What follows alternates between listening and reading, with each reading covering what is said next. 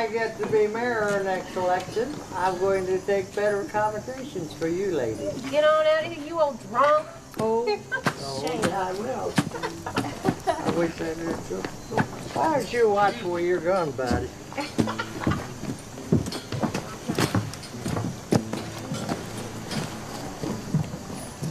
Hello, Mayor. Mr. Lawler, how are you? All right, I guess. Like, you're doing a lot better than I am. Hello, Mayor. Play your tune. Love to giddy up, Mayor.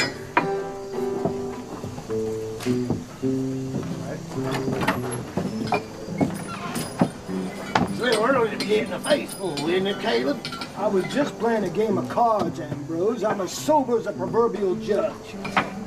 Well, I've yet to meet a sober judge. Where are you off to now? I thought I'd go down to the barrel top for a cup of coffee. Well, I sure hope it's coffee. Your breath smells like the inside of a bottle. Don't leave too quickly there, Doctor. You almost forgot to pay the house for that unfortunate run of cards you just had. Oh, Mr. Prince, I assume my good credit would stand today. I'll make good tomorrow. You know this good credit you keep talking of? It's getting less and less by the hour, Doctor. I suggest you don't let it run out. You remember that discussion we had just the other day? How are we doing today, gentlemen?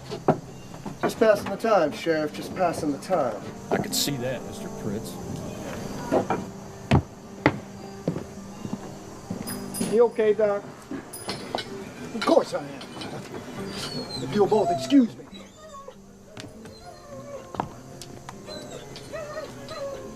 Damn it, Harlan, why you gotta call him out in public like that and in front of Mayor Taylor, for God's sakes? Does the where and when really matter, Tom?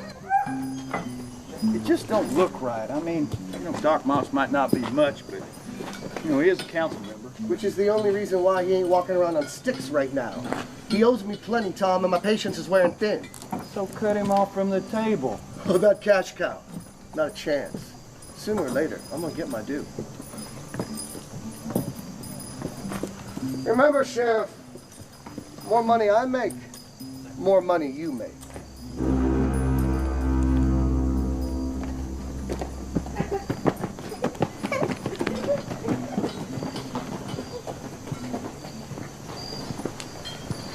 Afternoon, Ambrose. Pete? Sheriff? Sorry I didn't speak to you back there. I was in a bit of a hurry. Yeah, so I saw. Glad to see you finally made it here to keep Pete company. So business that slow, Pete? You're looking pretty comfortable in that chair. No, Claire can take care of business. Now, Ambrose and I were... Mayor Taylor. Pardon me, Mayor Taylor and I were discussing the agenda of the next town council meeting. I think that's just about as important as selling candy and dresses. Got it all Almost, figured. anyways. You got it all figured out, do you? Yeah. Well, Pete's making it more complicated than need be. As usual. I was just saying, it's about time we appoint a real treasurer. Goodness sakes, Ambrose, you got enough to do without trying to balance the town books, too. Oh, and about them books. Pete, I agree. We should have a treasurer. But until we do, I am more than capable of doing it my... Sheriff! What is it, Henry? There's been a shooting at my hotel. What? Who shot? Just come quick. I have to get back at Camille's room. Camille? Who? Camille Tamry. Danny Holston shot her husband. Pete, go get Doc Moss, quick.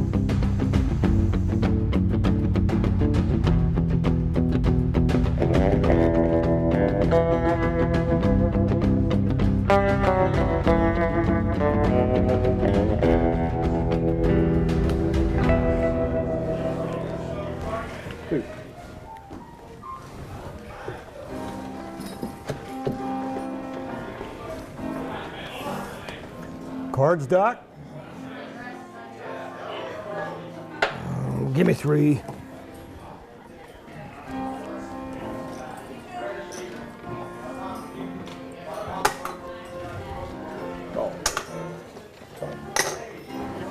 Oh. Doc, in or out?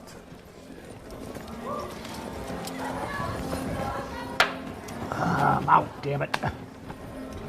Doc, maybe you ought to quit betting for a while. At least until you get some money to bet with. I assure you. Ah, you've assured me for the last time, Caleb Moss. Take your business down to Harlan Pritz. He doesn't seem to give a damn, but I don't want you getting any deeper. Doc! Someone's been shot at Hem's Hotel.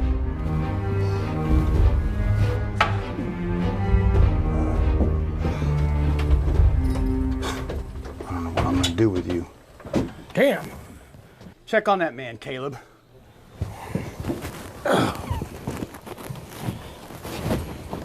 Hand the mirror off that table there, Henry. Is he dead? Who is he? Well, according to Mrs. Tamry there, his name is George. He's my husband. Well, my condolences, Mrs. Tamry. He's a dead husband now.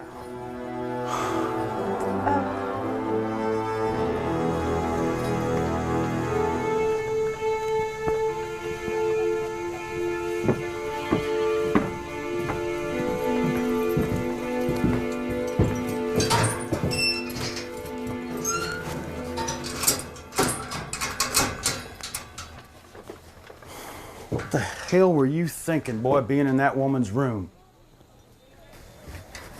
We love each other. And then her husband Quiet. You stay quiet, you hear me? Don't say a word to anyone.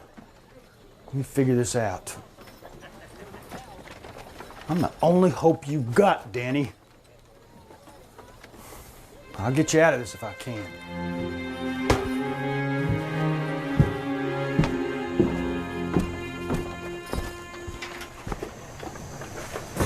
Well, good morning. How'd you sleep? Oh, like a rock as always, Al. You got anything for me? Yes, sir. Just came in from Laramie.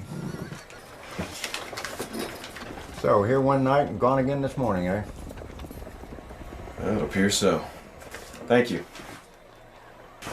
Is there a reply? Yeah. Tell him I'm headed to Dogwood Pass. I'll get this right out. All right, thank you. See you next time. Oh, I expect so.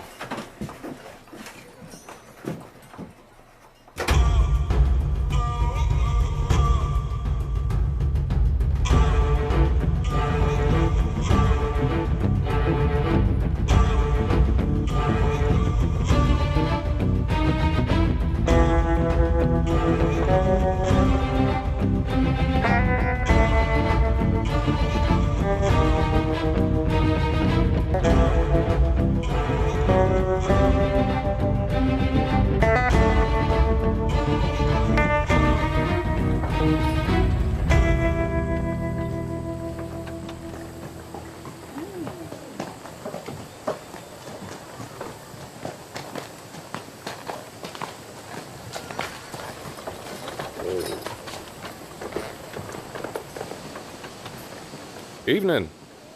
Can I stay with my horse here for the night? Sure. Just for tonight? More than likely. Name's Jeremy Carver. This is my place. Your name? Moses White. Elizabeth? Take this man's horse inside and bed him down. Yes, sir. Would you like him brushed down? It's only for a penny extra. Sure, I'll tell you what. You do a good job, I'll give you 2 pennies. Quite a little business lady you got there. Well, she did learn from the best. Now, you'll be staying at Mr. Manor's hotel tonight? Well, if that's Mr. Manor's place, I guess I will. I'll see you in the morning around breakfast time. I'll be here. What I owe you?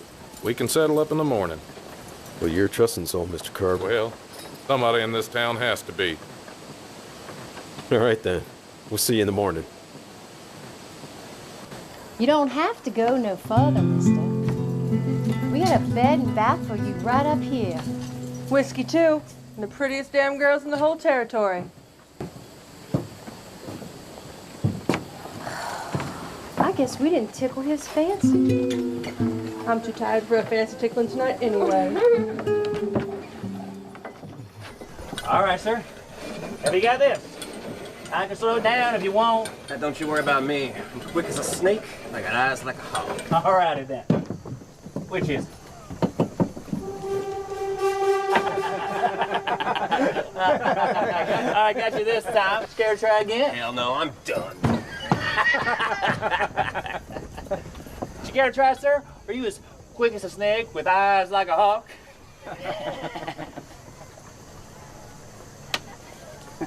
Alrighty then. It's a very simple thing, really. Just follow it as closely as you possibly can. No trickery here. Just some peas and a little pebble.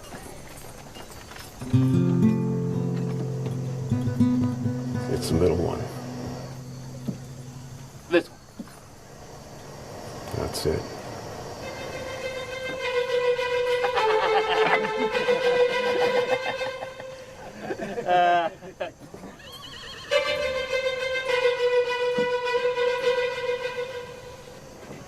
Scared to add to your bet and try again?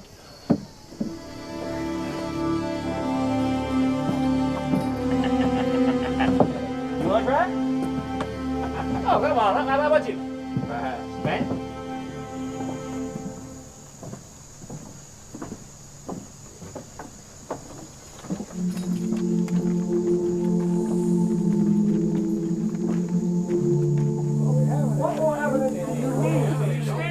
Everyone just be quiet for a minute. Don't understand. I said quiet, damn it! Well, we're waiting. Well, look, now I understand everyone's upset by all that's happened. After all, it's not every day a fella gets himself shot in Henry Manor's hotel. But we've got to keep cool heads, see things the way they are. Tom, we've gone over this. There's nothing more to consider. Ambrose, would it kill you to call me Sheriff Ramey during official proceedings? Are these official proceedings? Well, we're in my jail discussing a murder, so I would say yes, these are official proceedings. Fine, then call me Mayor Taylor and not Ambrose. Oh, sweet Jesus. Must you men argue about names? My husband is dead after all, and I would like to see some sort of resolution before old age dictates that I join him. My apologies, Mrs. Tamry. Both Ambrose and I were determined to... Both Mayor Taylor and I were determined to resolve this matter with the utmost urgency. But we've got young Danny Holt locked up in that cell right there. He's just 19 years old, and he's waiting for a U.S. Marshal to come and take him to Laramie to stand trial. So I'd like to make reasonably sure I've got the right suspect in custody. And, well, that demands closer examination of the facts. You and I both saw him in the room with Mrs. Tamary, her unfortunate husband dead on the floor. What more proof do you need? And besides, we've already sent for the marshal to take him to Laramie. You did that, Ambrose? After I asked you not to? I told you I wanted to look into it more. Look into what? The boy is guilty. You just have to accept it. He's the one.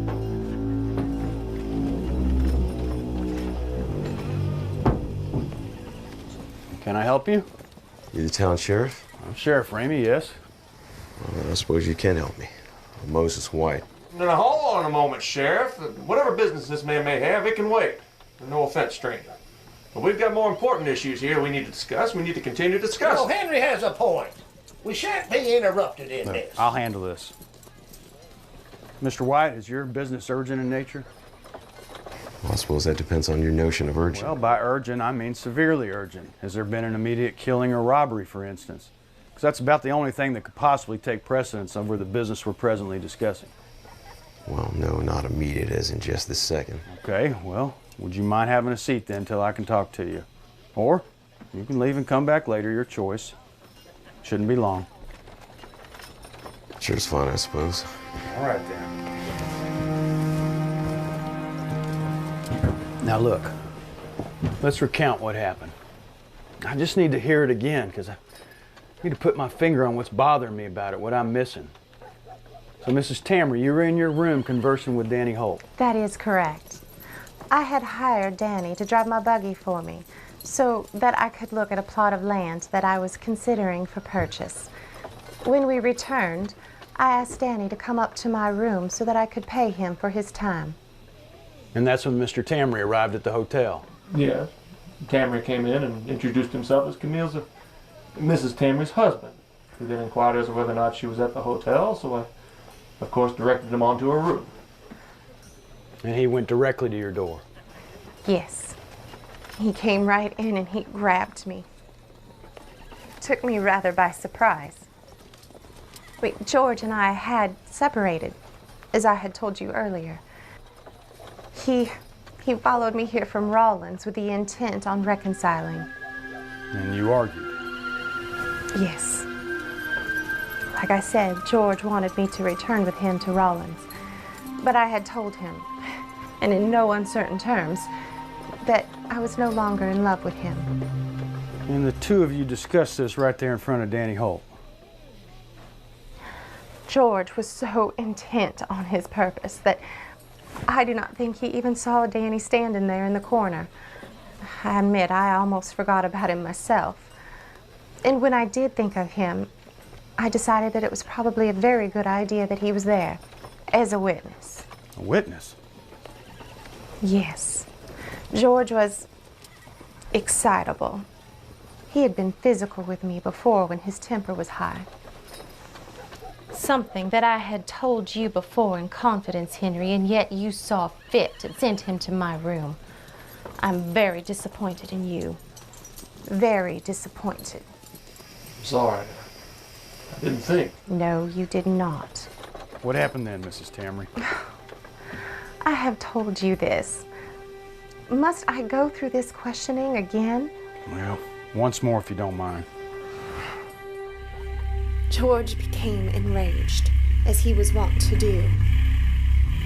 Danny shouted for him to stop and grabbed at his arm. George was much larger than Danny and easily threw him off. He grabbed me and threw me to the floor. He advanced on Danny and Danny shot him.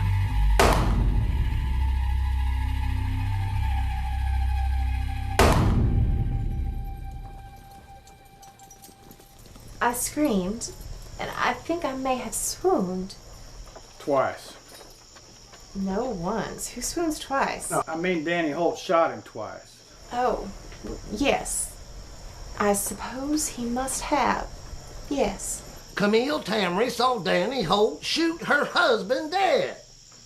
You and us found Danny at the scene ourselves, his gun in his hand. I know, but something doesn't feel quite right about it. What did he shoot him with? Excuse me? The weapon. What was it? It was a Colt 45. 45 caliber. Yeah. So? Where were you at this time? Behind the desk in the lobby. Just downstairs from where Mrs. Tamry lost her husband? That would be correct, yeah. And you heard the shots? I beg your pardon? Help yourself. You'll have to forgive me, Mr. Manners. The smell of fresh coffee got the better of me. I wondered if you'd heard the shots from where you were down in the lobby. I heard the commotion. There were screams.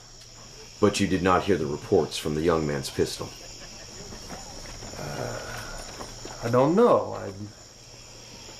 The Colt 45 is a very powerful handgun, yet you didn't hear the reports just a floor below Mrs. Tamry's room. Well, I might have. I'm not sure. Why are you so interested in this anyway? As far as I'm concerned, this affair's none of your business. Who was the first person in the room after the shots were fired? Would that be you also? Yes, I own the hotel. I went up immediately. When you heard the commotion, not the shots. I don't remember hearing the damn shots.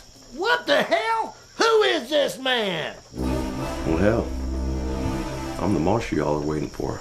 Well, that can't be. We just wired the marshal's office in Laramie yesterday. I didn't come here from Laramie. Came from Rollins. It's much closer. Excuse me? Well, you all wired the marshal's office in Laramie, and they wired me in Rollins knowing I'd be there. And, well, I came here. Simple. My apologies. I just didn't expect it. Look here, you could have identified yourself as soon as you got here. Well, you told me to take a seat and wait my turn, so I did. Besides, I wanted you to hear the story. Well, you have. Almost. I wonder what your prisoner has to say. I hardly heard him breathe since I've been here. Well, so far Danny Holt hadn't said a word about it. Not a single word. Ain't that odd? You know the boy, Sheriff? You been in much trouble before? No, just the usual boy mischief. You surprised he killed a man? Very. I mean, he's had a hard life by some standards, having no folks and all, but, you know, he does odd jobs, stays out of trouble. Odd jobs? What sort of odd jobs? Well, he runs errands, deliveries, you know, that type of thing. Does more around here to help the sheriff than anyone. Sweeps up, looks after the place when Tom's on his rounds, even brings meals to the sheriff and any prisoners. Taking him under your wing. The sheriff is to be commended, Marshal. Danny Holt never knew his father, as his mother, Molly Holt, never put a name to him before she died in childbirth. Molly herself, well, she was one of Harlan Pritz's working ladies. She was one of his whores. Just say it, That's Ambrose. enough of that, Caleb. Harlan Pritz. The owner of the Dogwood Saloon. There's a half-dozen men could have been Danny's father. A dozen more, she never knew the names of. Look, I believe the marshal understands. Danny Holt isn't saying what's happened, and that's the long and short of it. Let me ask you this, Sheriff. Where were you when the killing took place? Well, I was across the road from the hotel making my rounds when I saw Ambrose here. Mayor Taylor. At your service. As I was saying, I was making my rounds when I saw Mayor Taylor sitting out in front of the mercantile, so I just stopped to pass a few words with him. You heard the shots? No, come to think of it, Mr. Manners ran out from the door of his hotel to us and shouted. And we rushed over there. You and the mayor? That's right. And you were in Mrs. Tammy's room and within moments, and I mean, nobody could come or go without you seeing him first. Right again. And when you sent for the doctor, of course. Well, yeah, we sent Pete, the owner of the mercantile, to fetch Doc Moss. Dr. Moss at your service. So, Dr. Pete found you in your office and brought you back to the hotel. Yes. We found the good doctor at the Barrel Top Saloon. In the middle of the day, I might add. Oh, for the love of... Just stating the facts. In any case, Dr. Moss, you were on the scene in short order and examined the deceased. I was, and I did. He was dead. Dead as hell. With 2 bullet wounds. To the chest. From a .45 Colt. What?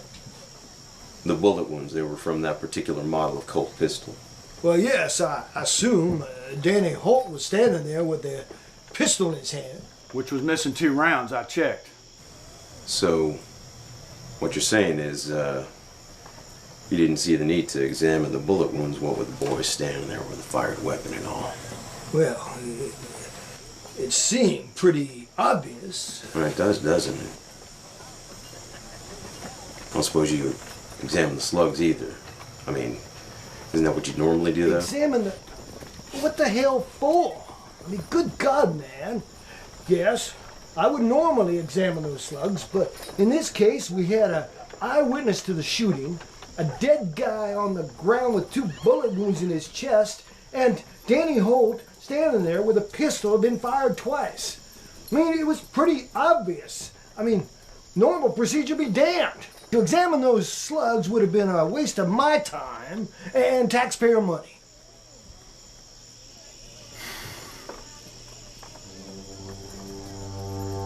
All right, very good, very good. The bodies at Romans, give me 15 minutes, you'll have your damn slugs. Romans. Roman Pearl, the Undertaker. There's a great immediacy to this, Caleb. Don't stop at the saloon along the way. You don't need any more to drink today. And Lord knows you could use some time away from them gaming tables. I heard how your luck's been running lately. Mayor, why don't you accompany the good doctor just to make sure everything's done all proper like? I want to do this myself, damn you all. Oh, come on, Caleb. You had me and the sheriff witness your post-mortem examinations before. I'd rather you did. Let's just go. The sooner we end this nonsense, the sooner we get the whole matter behind us. Do resolve this matter quickly, Doctor. We wouldn't want any unnecessary investigations holding things up now, would we?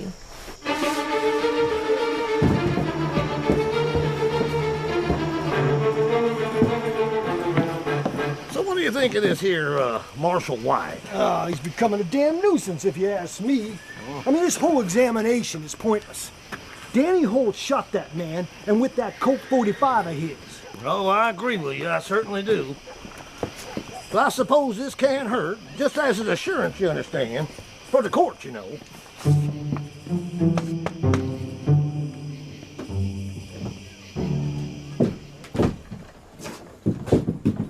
Gentlemen, what can I do for you? I was about to close down services for the evening. Well, Roman, we heard about the unfortunate Mr. Tamery. By unfortunate, you mean deceased? He means the dead guy on this pine door here. What about him? Well, as unlikely as it seems, Caleb here has to take a look at the deceased.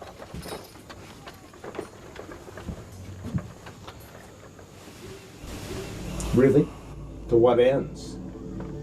I promise you, your healing powers, however formidable you may hold them, will do Mr. Tamery no good tonight.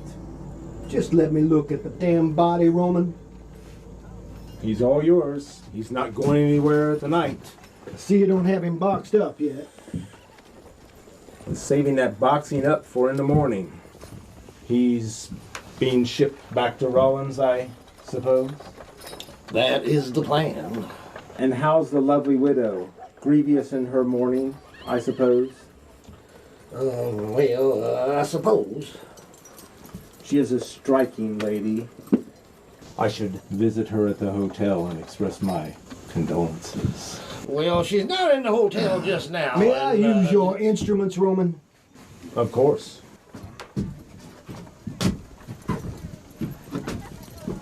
Whatever is he up to? Well, we need the slugs out of the body for evidence against Danny Holt.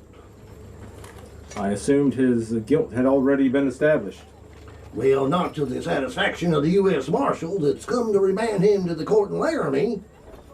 You should find whatever you want to work with there, Caleb.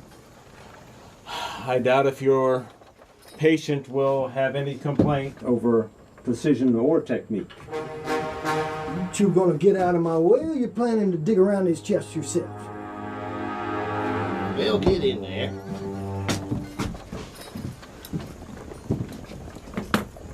While we're here, Ambrose, I wonder if we might discuss finances. Finances? Whose finances? Mine, specifically. What about yours specifically? The town normally pays me for my services. Well, if there's no next to kin, I naturally assume that Camille Tamery had made arrangements for her husband. Naturally, and in this case, you are correct. Mrs. Tamery has provided for the arrangements for her husband. Quite stingily, I might add. Well, then what? Well, there's the teamster who tumbled from the wagon a week ago. The young man found dead behind the Dogwood Saloon 2 weeks prior. I provided services for both. Well, the bare minimum. The bare minimum is all that the town provides, and I have yet to be paid. Well, yes, there are some circumstances that may defer payment, just for a short time, you understand. Oh, is there a shortage in the tax coffers, Ambrose? Well, not a shortage exactly. It's simply money is tight, you know. Should I approach the town treasurer? Yeah, that's exactly what I would do. That's a great idea. Take it up with him and... Ambrose. Oh, yes? Aren't you the acting town treasurer until one is appointed? Yes, well, I'll look into it. Damn it, Caleb, how long does it take to remove 2 slugs out of a dead man? Well, I'll be damned. Those aren't from a Colt 45 pistol. Should they be? Well, that's what Danny Holt was holding. I'd say there's a problem. My, but it has grown stuffy in here. Henry, I should like some air. Of course. Just a minute, please. I prefer we all stay put until the doctor returns. Well, I should think that I would be allowed to come and go as I please. Some special consideration should be given, don't you think? You do remember that I am a grieving widow. Well, a widow anyway. Well, just what in the hell do you mean by that? Oh, easy now, Henry. See, here's what's been eating at you, Sheriff. The fact that nobody can remember hearing them shots. Not that .45 caliber had been fired up in Mrs. Tamry's room. Twice, in fact. Well, you and the mayor probably would have heard it across the street. Mr. Manners here, well, he certainly would have heard it down in the lobby. Well, by God. Yeah, see, your instincts are good. Your guts were just bothering you about the detail, but you couldn't put your finger on why. So what are you saying? What he's saying, Henry, is that a different gun killed George Tamry. That's why we need to see those slugs. That is correct. But Danny Holt's gun had been fired twice. And we have Camille's testimony. Well, that gun's important for another reason. If Danny had shot Mr. Tamry because the man was advancing on him, a single slug from that Colt .45 in the chest from a foot away would have sufficed. They'd have thrown Tamry back across the room and put him down quick. So why the second shot? Oh, yeah. I mean, one shot from a gun like that would have been self-defense. Yeah, but 2 shots from that gun? Well, that's just plain murder. So, what does all this mean? I am sure that I do not understand anything this Marshal says.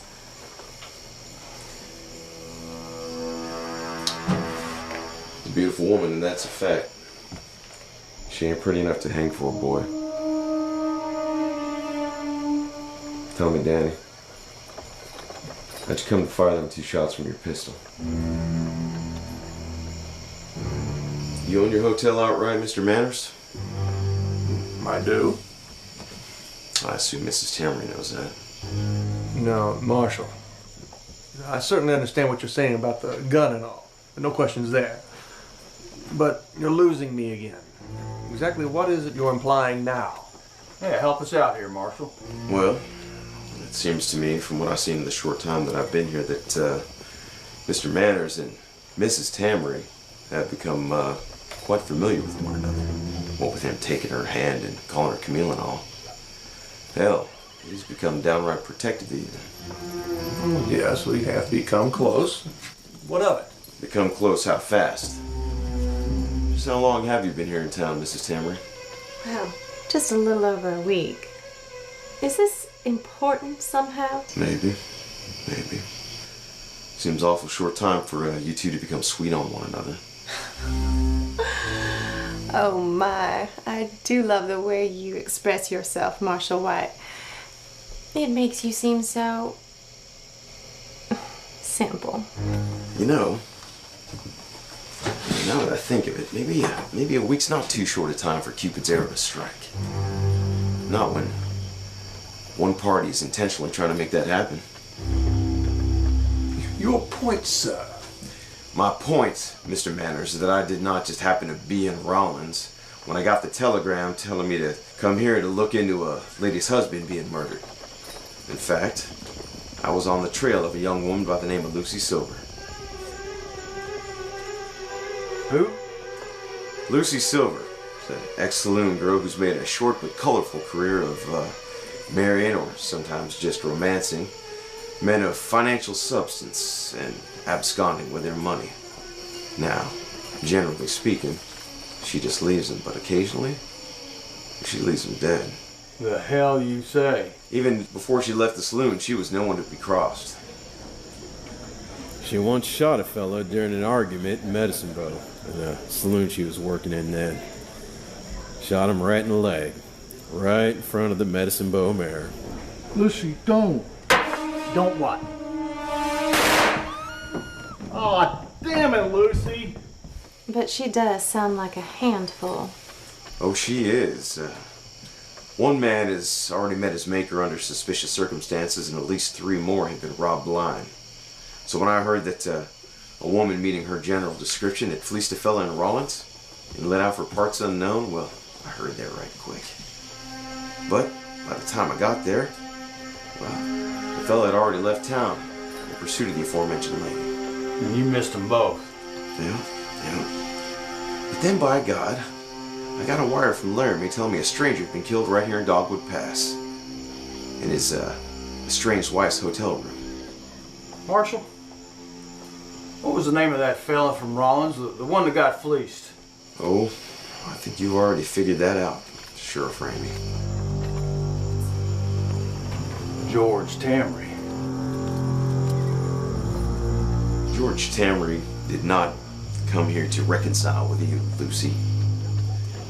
He came here to get his money back. Things got rough. You killed him. And you'd already started working on Mr. Manners here for his money and property. Nonsense. Yes, I left George at Rollins. I have already admitted that. And of course I took a little money with me. Now, I wouldn't run out into the wild with nothing but the clothes on my back and an old buggy, now would I? And as for this Lucy Silver, I have never heard of her. Well, let me educate you on her. It's about your height and weight. Got your same beautiful auburn hair. And she's smart enough and pretty enough to win men over in short order. And since leaving the saloons and going out on her love and leave 'em games, she's been accused of killing one man with a pearl-handled, silver-plated .32 Derringer. She's carried in her bodice since her saloon days. They say she never goes anywhere without it, hence the moniker, Lucy Silver. Now that is a charming story, Marshal White. Almost as charming as worrying a poor defenseless young widow who only just lost her husband. My, but the Marshal Service must be proud of you. I think I'll be going to my hotel room now, Sheriff. Henry, I left my buggy out front. Would you be a dear and put it in the livery for me? Of course, Camille. Good God! Look what we have here, Marshal. Show 'em, Caleb. Here's your damn slugs, Marshal. Damn sure not a 45 slug. Damn sure not. It's more like 32 caliber, I'd say, wouldn't you? What does it all mean? Well, the marshal here, he believes our Camille Tamry is actually an ex-saloon girl named Lucy Silver, who's been getting men to fall in love with her and taking off with her money. She's also been known to carry a silver-plated Derringer, one she's used more than once. I'll be damned. Did you hear that, Caleb? Yeah. Ma'am, I'm gonna have to ask you to reach in your bodice, and if anything's there, please produce it. I will do no such thing. And you certainly will not go in there yourself, Sheriff. No, I won't. But Doc Moss will.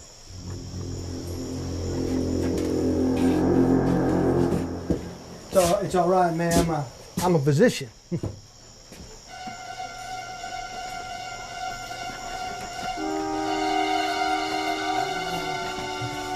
Sheriff, I'm ready to talk. Finally got something to say, huh, Danny?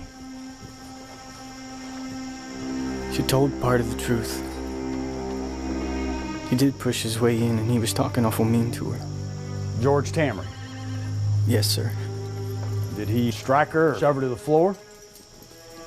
No, I guess not. He was just talking mean. He didn't want her back, did he? He just wanted his money. That's what he said. Then what happened? He yelled. She pulled her piece. She shot him.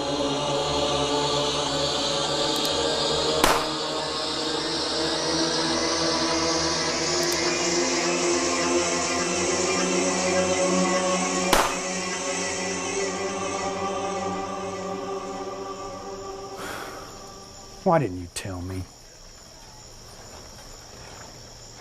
She'd been talking to me a lot since she came to Dogwood. Saying she liked me a lot more than she did Mr. Manners there.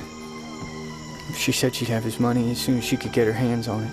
And that her and me would go away together. Huh. Well, I guess I can see how you fall for it. I did. I guess I love her. So when Tammy came after her and she killed him, she convinced you to take the blame. Told you to trust her and keep your mouth shut. Something like that? Yes, sir, just like that. She said her plan would make it sound like I had to shoot him to protect both of us. She said even if I did go to jail, it wouldn't be for long, and she'd wait for me as long as it took. And I suppose she quickly told you this while Mr. Manners ran out of the hotel room for help. Yes, sir. And you believed her? Still do believe she meant it, even just a little bit. Well, don't you believe it. She's smart and she's fooled older and wiser men than you. She wanted us to believe you did it with your gun. That way her fancy little derringer wouldn't enter into it, nor the possibility that she did it herself. Huh. Pretty much the way you figured it. Yeah, just one thing I can't figure, though. What's that? Well, Danny's gun had been fired twice. Why and how, without being hurt? Well, we were out for a buggy ride. She asked to shoot my Colt, saying she never shot one before and wanted to see what it was like. And you figured you just reload it later. You know George Shamray is on his way into town when you shot that pistol, Lucy? Hell no. That was just good luck. Marshal, I'm about to let Danny out of that cage. Should I put her in it, or are you going to take her to Laramie right now? Well, I get it.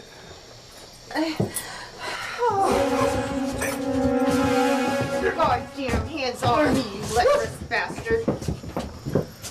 We're gonna take a little buggy ride, you and me. If you're real good and these boys here don't do anything stupid, you might just live through the night.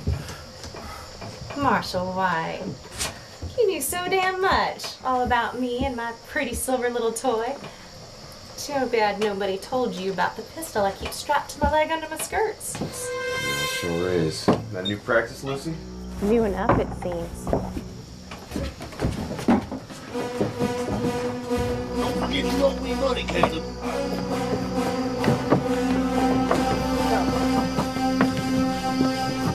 Hurry it up.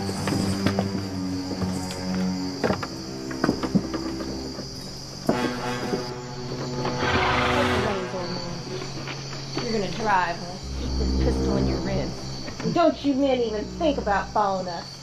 If I see you behind us, I'll kill him. Believe me, Lucy. You can't let her get away from killing her until she's clear. What the hell? You pulled the king bolts out of the buggy. Yep.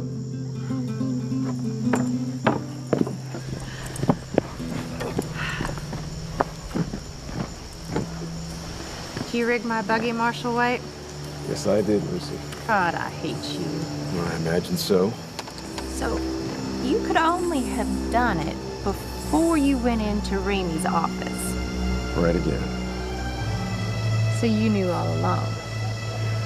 Well, I suspected, but I figured I'd better play it safe. So why let all of that go on in the office? Why not just call me out right away? Well, like I said, I only suspected that you were Lucy Silver. And if it turned out to be the case, which it did, I couldn't be sure that you did the shooting. I had to let things play out. As it turned out, it was you, and with another fellow's money on the run again. Oh, and a damn fine buggy. And a damn fine buggy, which I'm gonna have to ask you to step down out of now.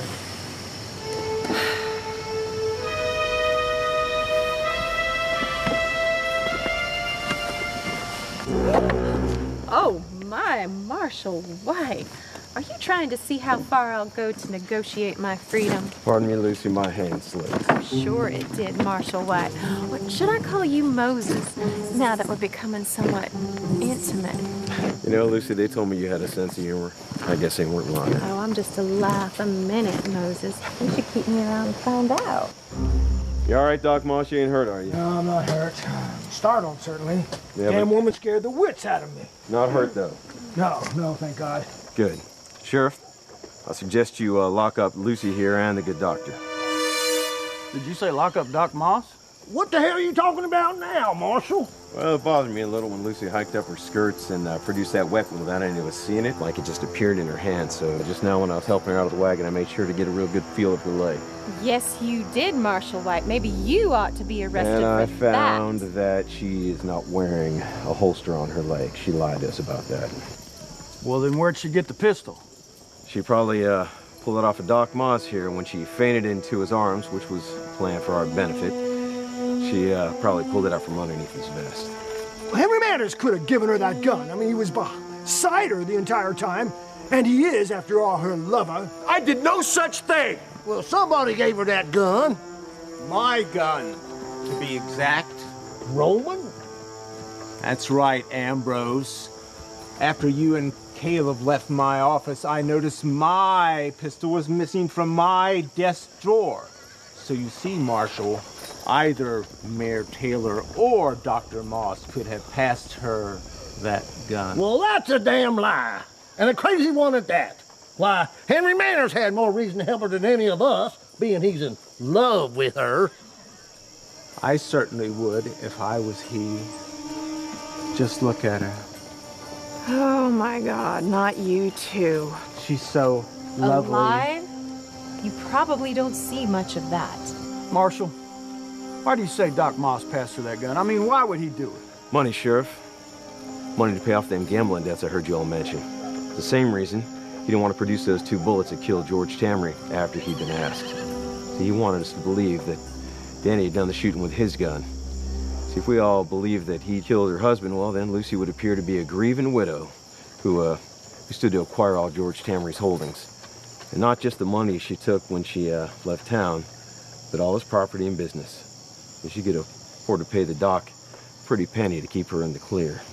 Mayor Taylor needs money just as much as Dr. Moss to replace the funds he skimmed from the town's tax coffer. That's a lie! Then where's the money gone to, Ambrose, if not into your pockets?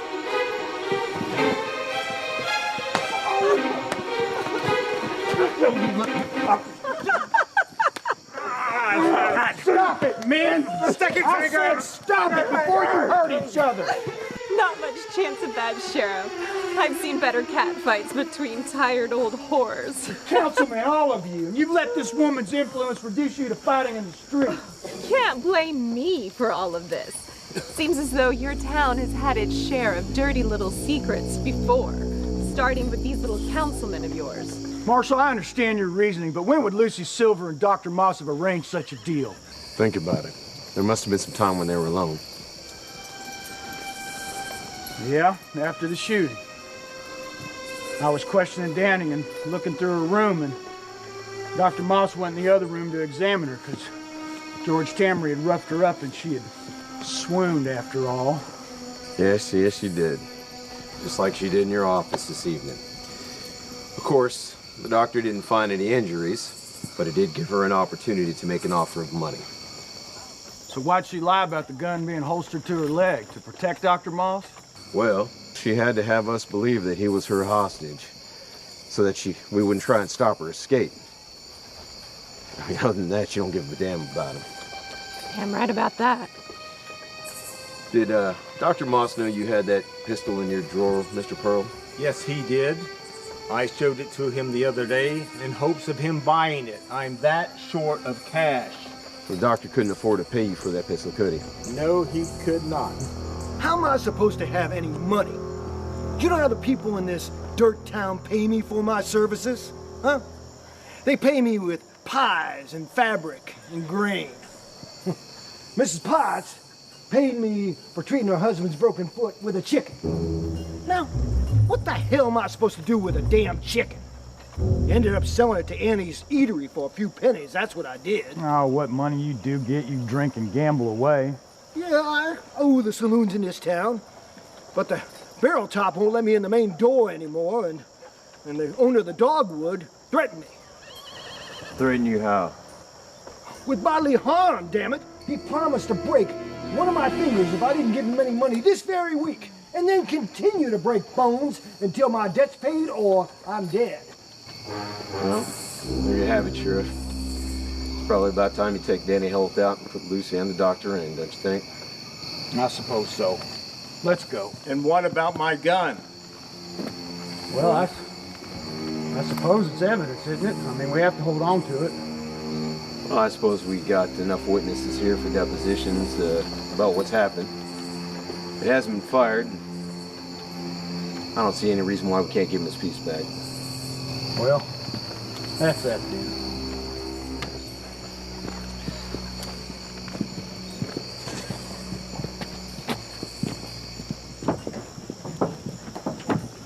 Lucy, what should I do? Go home, you damn fool.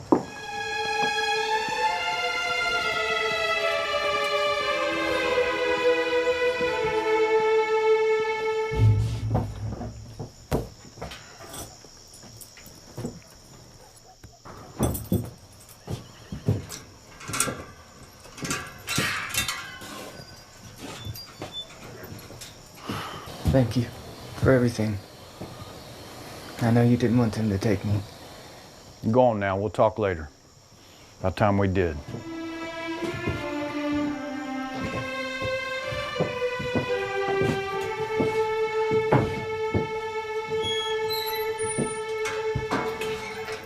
I guess I know why you were set on Danny Holt not going to Laramie to stand trial. And it had nothing to do with what gun had been used, did it? I mean, if you thought of that, you'd have said so.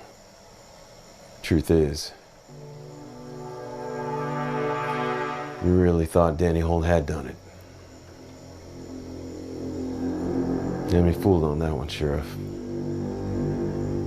You're right, I thought he had done it. I was so sure I told him to stay quiet and I'd get him out of it somehow, but damn fool I am, almost got him hung. Well, you didn't know about Lucy Silver. You gonna arrest me too, Marshal? After all, I was protecting a suspect I thought was guilty as hell. No, I don't suppose I will. I don't expect I can arrest the whole damn town in one night now, can I? Well, that's a good relief to hear that. Well, if you're a bad man, Sheriff. Probably not. Better man might have acknowledged the boy, though. I got a wife, Marshal White. Standing in the community, I just couldn't lose all that. I just couldn't, so I just tried to help him in little ways. What the hell are you two talking about? Well, I'll be damned. The high and mighty sheriff is Danny Holt's shameful daddy. Come on. Well, ain't that a laugh?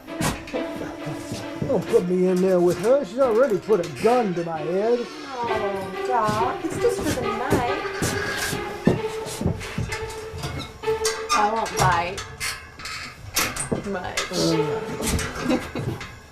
Well, you don't seem too concerned with the fixture, and Oh, hell. I've gotten out of worse than this, Moses. And you have me now. And yes, you'll take me to Laramie tomorrow. But you'll see me again. you put up a good front, Lucy. I'll give you that. But if you weren't scared, well, you wouldn't risk everything to try and escape. And you and I both know that, well, you're facing either prison or the noose in Laramie. I hate to say it, but that's the truth. You can go straight to hell, Marshal White. So can you. Why me? 'Cause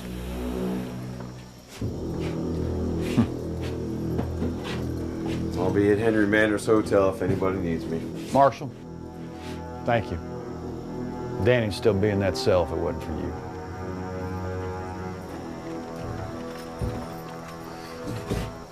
Hey, what can you tell me about the Dogwood Pass Saloon?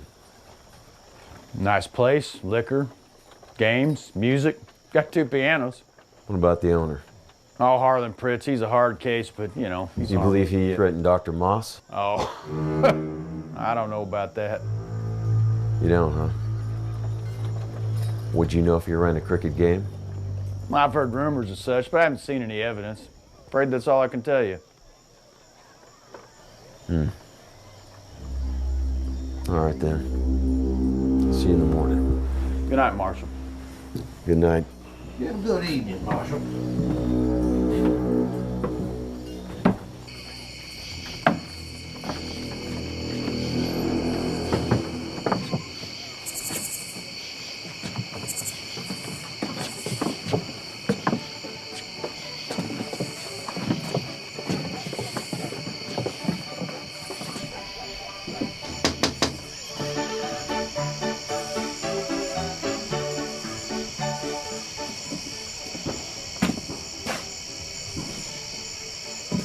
Well, deciding to give it another try, I see.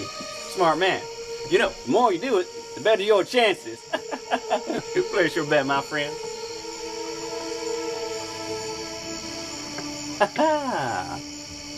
All right. Now you just focus on the one with the little P in the middle right here. Shouldn't be too hard. All right.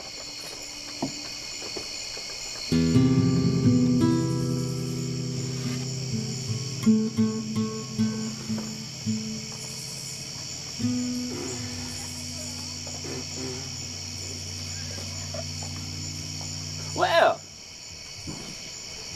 we have a winner. Congratulations. And that goes for everybody out there. Y'all can win this game.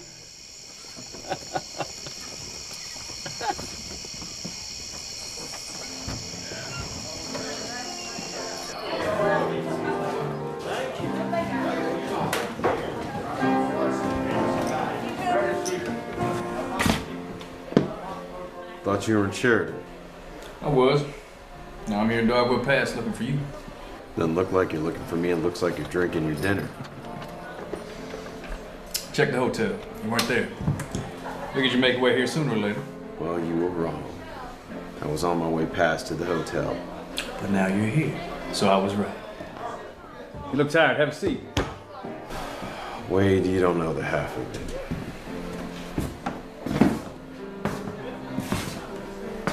Oh, I got into town this evening. Oh. After riding all the way from Rawlins, come here to pick up a murder suspect to take to Laramie. Damned if I didn't walk into a hornet's nest. Yeah, first off, there's this mayor that I'm pretty sure is skimming off the town coffers. Then there's a doctor that's so desperate to pay off his gambling debts that he's willing to help a murderess escape. And then there's the sheriff himself who had a shameful secret. And he's trying to protect someone he's pretty sure is a killer. Sounds like the pillars of the community have their feet anchored in sand. Well, they surely do. They surely do. And it was brought about by one devious woman who's trying to keep her neck out of the noose as well. My God, Wade, I don't think I've seen a more desperate group of people in my entire life. A long time since I see you so frustrated. Have a drink.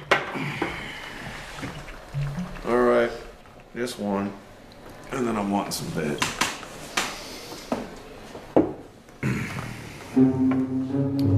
You had a glass waiting for me. Told you I was expecting you. Seems like I know you better than you do.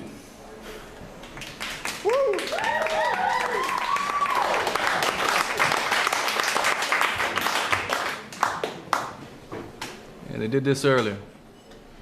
Both are good. Watch the girl.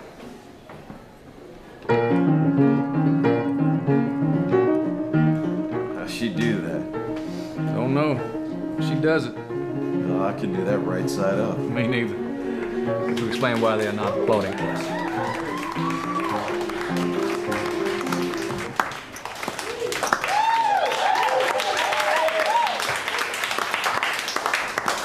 That was a hell of an act. It is. It's quite a saloon. Yeah. Gaming, liquor, whores. It's about everything some fellas would want. I hear the owner's a real hard case. Strong-arm type. Been threatening people. Suppose you want to get into that. Why wouldn't I? You got a name? Harlan Pritz.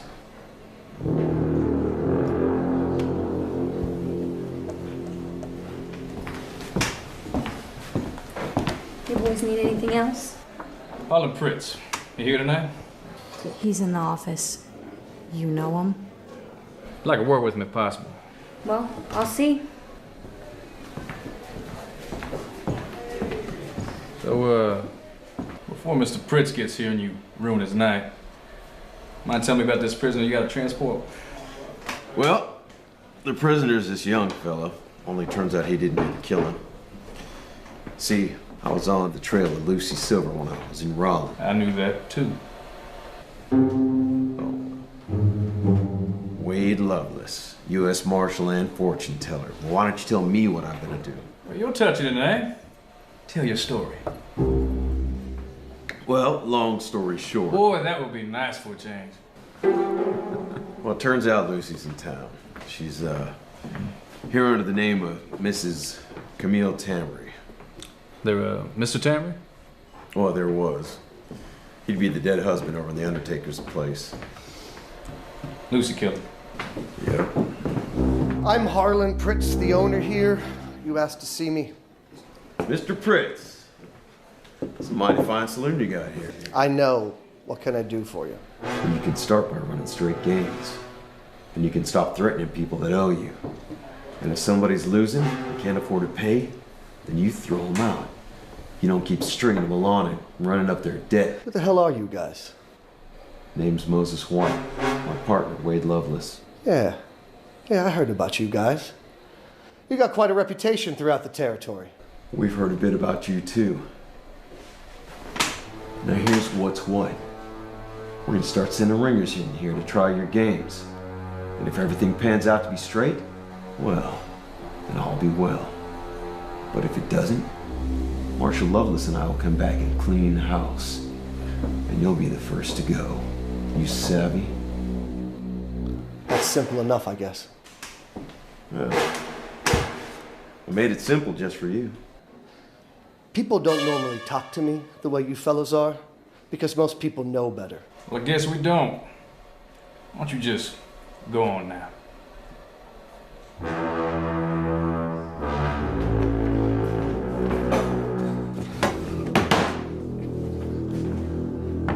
You send the boy to the sheriff's office right away and bring Tom Ramey up here on the double.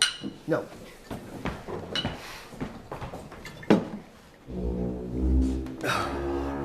Where'd I leave off?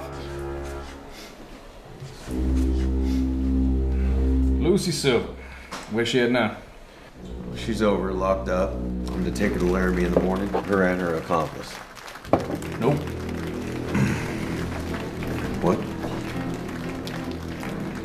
Lucy and her accomplice will have to sit for a couple of days. Marshal Bird's coming through to transport him. Well, he's coming through to transport one prisoner, but I figure he can take two, right? Why is that? Because you and I have to hightail to Donna. Are you gonna tell me why we need to go to Donner? Yeah, well, some fellas, they robbed a bank there for a good sum of money. Shootout ensued. Sheriff Bixby and a deputy got killed. Lucas Bixby's dead. Afraid so. That's a damn shame. He was a good man. Damn fine lawman, too. Yeah, he was. Anyway, the boys that killed him, they got killed themselves. A few of them got away. We were supposed to go post-haste, see if we can pick up their trail. Post-haste? That means right away. I know what it means. Then why'd you ask?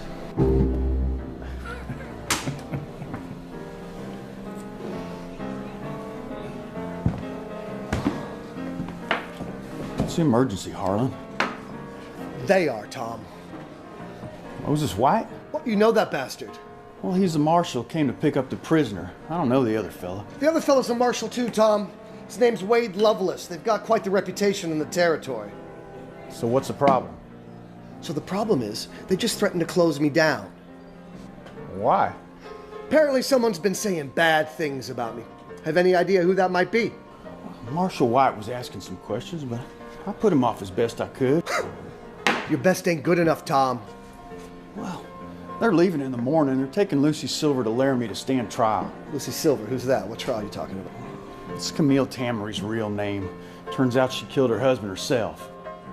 So, you end up getting your son off after all. He didn't do it. Tom, what the hell is going on here, huh?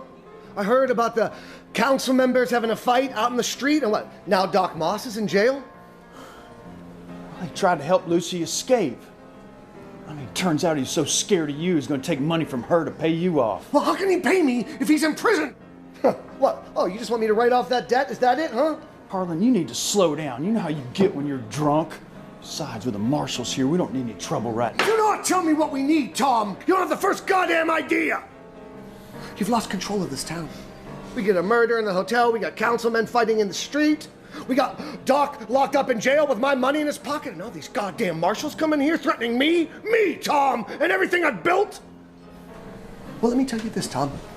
I'm not gonna go down alone. If I go down, you're going down. Don't think I ain't gonna blab about how you've been patting your pockets while I'm running my game. You can't do that. It'll ruin me. My wife It's what you deserve, Tom. Ever since this dead husband business, this whole town's gone to shit, and you've let it. Harlan, I've got things under control. Like hell you have. But don't worry, Tom. I'll get us back to square. Give me that 6-shooter.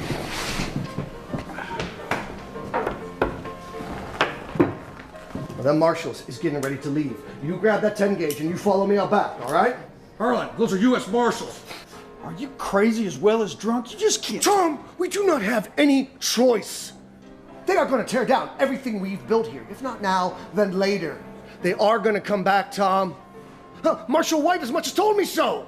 You are the sheriff in this town. You can cover up anything that we do tonight, and no one in this town is going to dare oppose me. We can do this, and we can get away with it. Now, come on. Harlan, just listen to me. No, Tom, you listen to me. You're in this as deep as I am now. It's time for you to man up and show me what you got. Or not. Come on, let's go.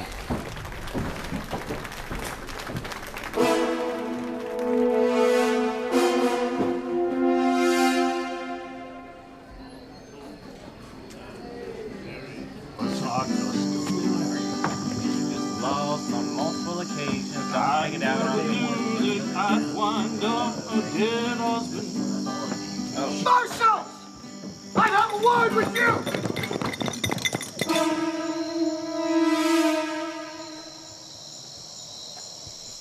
Harlan, don't! Jack Ramey! I don't know what your part in all this has been, but you do not have to die tonight. Don't go out like this. Better listen to him, friend. No matter what you've been, you're still a lawman, damn it. You make the right choice.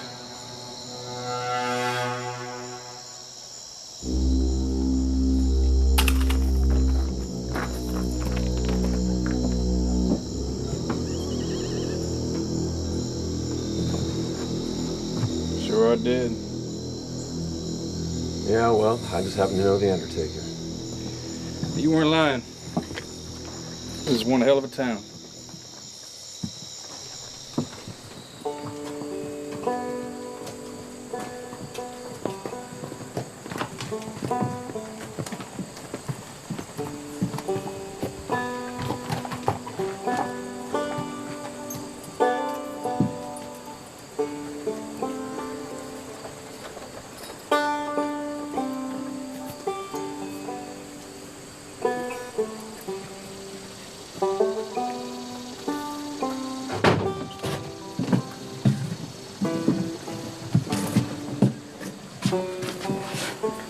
Thank you, Mr. Carver, for your excellent service. You're more than welcome, sir.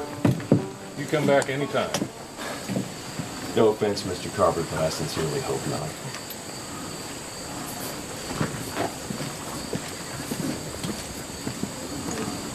Marshal. Man, that was a mighty fine breakfast.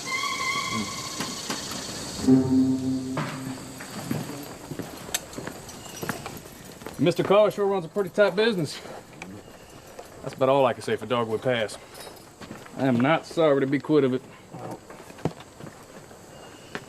No need to check on the prisons, I guess? Hell no. No, they can stay in that cell till Marshal Bird gets here to take him to Laramie. I want nothing more to do with that lot. What about Sheriff Ramey? Well, you know, I'm not sure what to do about him. He's been up to mischief, that's for sure. But I'm not sure exactly what. We could just let him be and let the chips fall where they do. I don't think things are going to turn out too nice for him anyhow. I can't believe you son of a bitch. Tell you one thing, he ain't a happy man right now. So you don't want to deal with him either? I'm blaming you. Nope.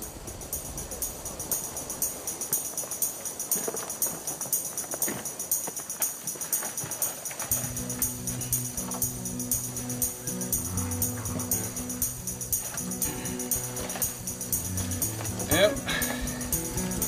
Unfortunate situations in this town. That's for sure. Yeah, it's probably been that way since the first two boards were nailed together. Just took Lucy Silver, her husband, to break it out.